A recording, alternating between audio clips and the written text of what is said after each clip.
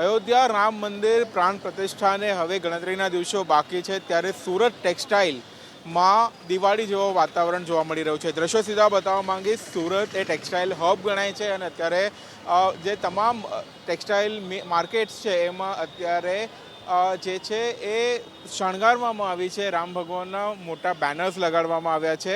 વેપારીઓ દ્વારા અહીંયા 22 તારીખે દિવાળી જેવો વાતાવરણ ઊભું કરવામાં આવ્યું છે અને ખાસ કરીને 22 તારીખે જ્યારે પ્રાણ પ્રતિષ્ઠા થવાની છે ત્યારે માર્કેટમાં જે છે એ દિવાળી જેવો વાતાવરણ રહેશે. આપણે લોકો સાથે વાત કરીશું, માર્કેટના જે વેપારી છે એમની સાથે વાત કરીશું.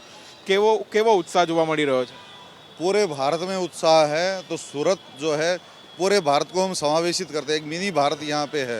और कपड़ा बाजार में अगर आप देखेंगे हर मार्केट सजाया गया है. हर मार्केट के ऊपर श्री राम ध्वजा लगी हुई है. हर मार्केट के ऊपर बंदरवार लगी हुई है, लाइटिंग की हुई है. हर मार्केट सजाया हुआ है, पूरी रोड सजाई हुई है.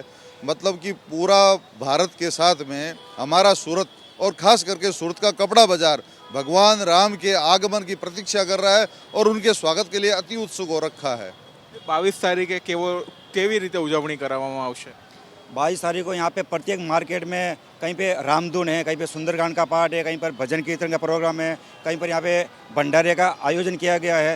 तो यहाँ पे कंटिन्यू ये दीपावली से भी बड़ा त्यौहार है, क्योंकि 500 वर्षों के बाद में ये जो ऐसा अपने को त्यौहार मिला है, अपने को ये जो खुशी आई है, तो ये हमारे लिए दीपावली से भी वैसा बढ़ के त्यौहार है. કેટલા લોકો જોડાશે, કેટલા વેપારીઓ જોડાશે?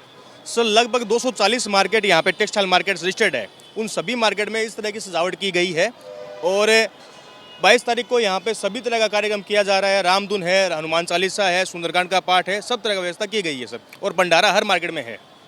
ટેક્સટાઇલ માર્કેટ ઓળખાય છે કપડા માટે. એ દિવસે કેવું રહેશે? માર્કેટ બંધ રહેશે? અડધો દિવસ વેપાર કરશો? શું રહેશે?